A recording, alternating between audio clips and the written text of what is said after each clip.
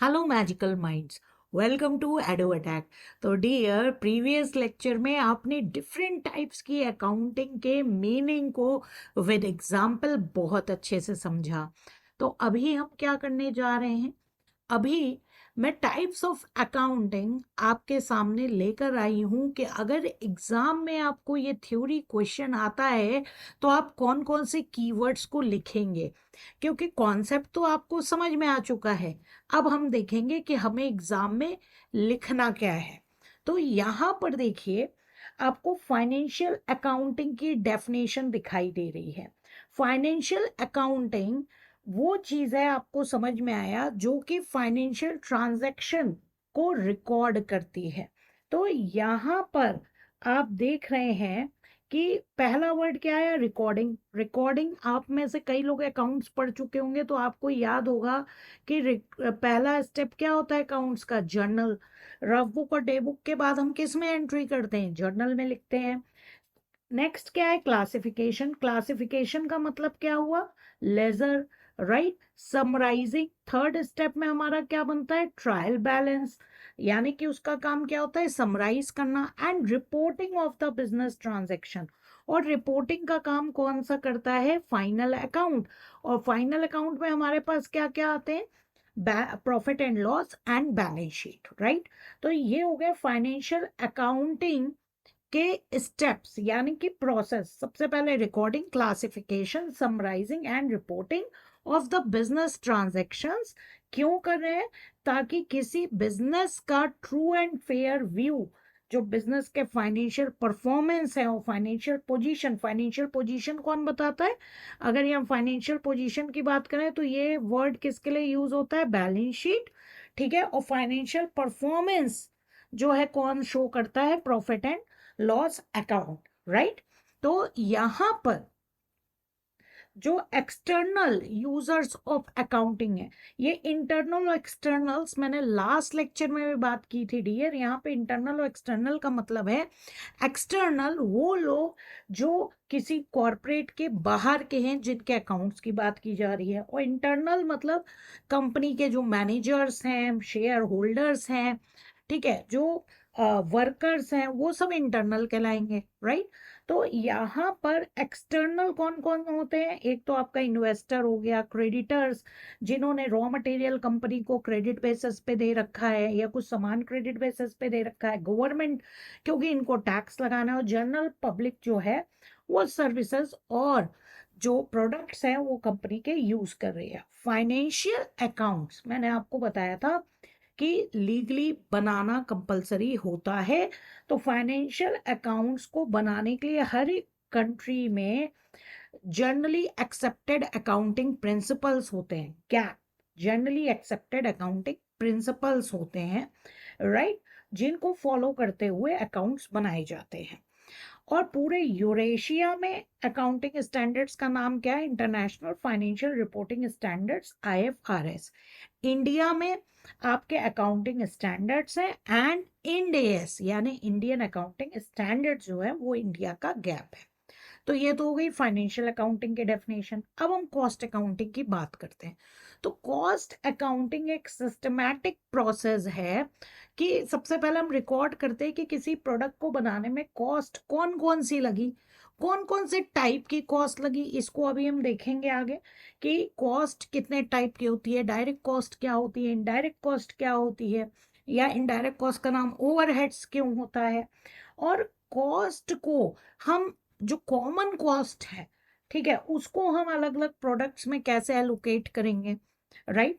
तो ये जो सारी चीजें, ये प्रोसेस किस में आता है? कॉस्ट अकाउंटिंग में आता है, जो कि एसोसिएट रहता है production of goods and service के साथ। और इनका मेन ऑब्जेक्टिव आपको मैंने पहले भी बताया था कि किसी भी प्रोडक्ट की कॉस्ट को डिटरमिन करना, क्योंकि आप किसी भी प्रोडक्ट की और सर्विस की कॉस्ट को डिटरमिन करेंगे तभी आप उसमें प्रॉफिट ऐड करके उसका सेलिंग प्राइस डिसाइड कर पाएंगे। तो पहला ऑब्जेक्टिव हो गया कॉस्ट डिटरमिन करना। दूसरा ऑब्जेक्टिव हो गया कॉस्ट को कंट्रोल करना, क्योंकि हम हमेशा चाहते हैं हमारा प्रॉफिट ज्यादा हो। तो अगर हम कॉस्ट को कंट्रोल कर लेंगे तो प्रॉफिट हमारा क्या होगा? ज्यादा होगा। इस तरीके से हम इजिली डिसीजन मेकिंग ले पाएंगे प्राइसिंग अभी मैंने आपको बताया सेल्स प्राइस के लिए, प्रोडक्शन प्लानिंग की कैसे प्लानिंग ऐसे करना कि कॉस्ट कम हो, क्वालिटी अच्छी हो, ठीक है, और कॉस्ट को रिड्यूस करना। तो ये किसके लिए यूजफुल है? ये है इंटरनल मैनेजमेंट, यानी कंपनी के जो मैनेजर्स हैं वही सारा कंट्रोल करते हैं, तो उनके लिए ये यूजफुल है। जबकि फाइनेंशियल अकाउंटिंग एक्सटर्नल, यानी कि हर एक कंपनी अपने वेबसाइट पे, ठीक है, और अगर वो कंपनीज एक्ट में रजिस्टर्ड है या किसी और लॉ में रजिस्टर्ड है, तो एज पर लॉ की गाइडेंस उसको अपने अकाउंट्स पब्लिश करना जरूरी होता है। और कौन से अकाउंट्स पब्लिश होते हैं? फाइनेंशियल अकाउंट्स पब्लिश होते हैं। कॉस्ट अकाउंटिंग में जो कॉस्टिंग की जाती है वो कभी भी पब्लिश नहीं होती है, ये इंटरनल मैनेजमेंट के लिए होती है। अब लास्ट ब्रांच हमारी क्या है? Management accounting. तो मैनेजमेंट अकाउंटिंग में जो है फाइनेंशियल और कॉस्ट अकाउंटिंग हमें सपोर्ट करता है, क्योंकि फाइनेंशियल और कॉस्ट अकाउंटिंग की हेल्प से हम कॉस्ट को आइडेंटिफाई करते हैं, मेजर करते हैं, एनालाइज करते हैं, उसका इंटरप्रिटेशन करते हैं। और जैसे फाइनेंशियल में केवल फाइनेंशियल आइटम्स रहते हैं, मैनेजमेंट अकाउंटिंग में फाइनेंशियल और नॉन फाइनेंशियल दोनों टाइप की इंफॉर्मेशन मैनेजर्स यूज करते हैं। इसका एक कोई पर्टिकुलर फॉर्मेट नहीं है, जैसे फाइनेंशियल अकाउंटिंग में आपको जर्नल का फॉर्मेट मिलेगा, बैलेंस शीट का फॉर्मेट मिलेगा, यहाँ पे मैनेजमेंट अकाउंटिंग में कोई भी फॉर्मेट नहीं है। मैनेजमेंट के सपोर्ट के लिए डिसीजन मेकिंग, मैनेजमेंट वर्ड कहीं पे भी आएगा, कहीं पे भी अगर मैनेजमेंट वर्ड आता है तो वहां पर एक मीनिंग होता है डिसीजन मेकिंग, डिसीजन मेकिंग की बात आएगी। और मैनेजर्स प्लान करते हैं, कंट्रोल करते हैं और डिसीजन मेकिंग करते हैं, ठीक है, तो उनको राइट टाइम पे राइट इंफॉर्मेशन जो है वो मिल जानी चाहिए, ताकि वो फ्यूचर ओरिएंटेड जो इंफॉर्मेशन है वो उनको मिले और उसके बाद वो फ्यूचर के लिए डिसीजन लें। राइट, तो ये आपके कीवर्ड्स हैं। तो जब कभी भी आपको इन अकाउंटिंग के बारे में लिखने को आता है तो ये कीवर्ड्स आपको अच्छे से लिखने हैं। कभी कभी एक लॉन्ग क्वेश्चन आ जाता है कि financial cost and management accounting में डिफरेंस क्या है। तो यहाँ पे पॉइंट वाइज जो है हम इसको लेकर आए हैं। सबसे पहले हम बात कर रहे हैं ऑब्जेक्ट की। तो आपको अच्छे से पता है फाइनेंशियल अकाउंटिंग का ऑब्जेक्ट क्या है? Profit and loss and balance sheet. Balance sheet का काम क्या है? फाइनेंशियल पोजीशन बताना। और प्रॉफिट एंड लॉस का काम है कि फाइनेंशियल परफॉर्मेंस को बताएं।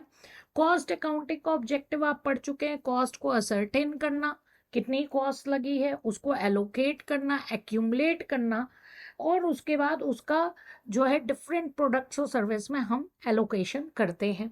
मैनेजमेंट अकाउंटिंग का काम क्या है? मैनेजमेंट अकाउंटिंग का काम है decision making and policy formation. Right, अब अगर मैं फाइनेंशियल अकाउंटिंग की बात करें तो जो ट्रांजैक्शंस हो चुके हैं हम उनको रिकॉर्ड करते हैं, यानी कि यहाँ पे रहता है हिस्टोरिकल डेटा। ठीक है, कॉस्ट अकाउंटिंग की बात करें तो कॉस्टिंग करने के लिए कभी हम बजट वगैरह बनाते हैं, कॉस्टिंग करने के लिए हम क्या करते हैं? पास्ट डेटा तो देखते ही हैं, साथ में हम प्रेजेंट डेटा भी देखेंगे। जैसा अगर कॉस्टिंग करनी है तो हम देखेंगे पहले रॉ मटेरियल कितने का मिल रहा था और आज कितने का है, ताकि हम वेरिएशन निकाल सकें। ठीक है, ऐसे ही मैनेजमेंट अकाउंटिंग जो है वो डील करती है प्रोजेक्शन। प्रोजेक्शन वर्ड का भी यूज होता है जब हम फ्यूचर की बात करते हैं। ठीक है, अब फाइनेंशियल अकाउंटिंग की बात करें तो हर एक कंट्री का अपना गैप होता है, जनरली एक्सेप्टेड अकाउंटिंग प्रिंसिपल्स होते हैं। मैंने अभी आपको बताया इंडिया में क्या चलता है। इंडिया में हमारा एक एएस चलता है और दूसरा इंड एएस चलता है, जिसके बारे में आप फाइनेंशियल अकाउंटिंग में पढ़ेंगे। ठीक है, कॉस्ट अकाउंटिंग में कुछ सर्टेन प्रिंसिपल्स हैं जो रिकॉर्डिंग के लिए यूज होते हैं, अलग अलग कंट्री के अलग अलग भी हैं। हमारे इंडिया में सीआईएमए लंदन को फॉलो करते हुए यहाँ पे प्रिंसिपल्स बनाए गए हैं। मैनेजमेंट अकाउंटिंग के लिए कोई भी प्रिंसिपल्स नहीं है। राइट, यहाँ पे कॉस्ट अकाउंटिंग में कॉस्टिंग के कुछ स्टैंडर्ड्स होते हैं जिनको हम फॉलो करते हैं। Right, data used, data used की अगर हम बात करें तो यहाँ कॉस्ट में हम क्वालिटेटिव एस्पेक्ट्स को बिल्कुल नहीं देखते, हम केवल और केवल किसको देखते हैं? क्वांटिटेटिव। क्वांटिटेटिव का मतलब क्या हुआ? नंबर्स को देखते हैं। ठीक है। कॉस्टिंग में भी हम केवल और केवल क्या देखेंगे, क्वांटिटेटिव देखेंगे, क्वालिटेटिव नहीं देखेंगे। लेकिन अभी आपने मैनेजमेंट में पढ़ा था कि हम फाइनेंशियल और नॉन फाइनेंशियल इंफॉर्मेशन लेते हैं। फाइनेंशियल मतलब क्वांटिटेटिव और नॉन फाइनेंशियल मतलब क्वालिटेटिव, दोनों एस्पेक्ट को हम यहाँ पर देखते हैं। फिफ्थ पॉइंट आप क्या देख रहे हैं, रिपोर्टिंग। जनरली फाइनेंशियल अकाउंटिंग की reporting at the end of the year भी होती है, at the end of the year होती है। कंपनीज को, आप लिस्टेड कंपनीज को देखेंगे वहां क्वार्टरली भी रिपोर्टिंग होती है, ठीक है। कॉस्ट अकाउंटिंग की रिपोर्टिंग जब जरूरत है तब होगी, क्योंकि इसके लिए कोई हार्ड एंड फास्ट लॉ नहीं है। सेम थिंग मैनेजमेंट अकाउंटिंग के साथ है। पब्लिकेशन, पब्लिकेशन की बात करें तो आपको एज यूजुअल मैंने बताया कि फाइनेंशियल अकाउंट्स हर एक कंपनी अपने वेबसाइट पर जो है पब्लिश करती है, अगर वो किसी एक्ट में रजिस्टर्ड है, राइट। और एमसीए की साइट पे भी, मिनिस्ट्री ऑफ कॉर्पोरेट अफेयर्स की साइट पे भी इन्हें अपने फाइनेंशियल अकाउंट जो है सबमिट करना कंपलसरी होता है। कॉस्ट अकाउंटिंग और मैनेजमेंट अकाउंटिंग की कोई भी रिपोर्ट्स पब्लिश नहीं होती है।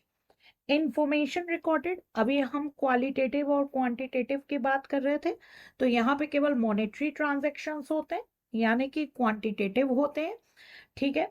कॉस्ट अकाउंटिंग में सम टाइम नॉन मॉनेटरी होगा, मेजर यहाँ पे भी मॉनेटरी रहता है, लेकिन कुछ नॉन मॉनेटरी अभी हम आगे जाके देखेंगे। अपॉर्चुनिटी कॉस्ट वगैरह को कभी कभी हम यहाँ पे क्या करते हैं, कंसीडर कर लेते हैं। वैसे तो अपॉर्चुनिटी कॉस्ट को भी हम मॉनेटरी वैल्यू में कन्वर्ट करके निकालते हैं, राइट। और मैनेजमेंट अकाउंटिंग में क्वालिटेटिव और क्वांटिटेटिव दोनों डेटा लेते हैं।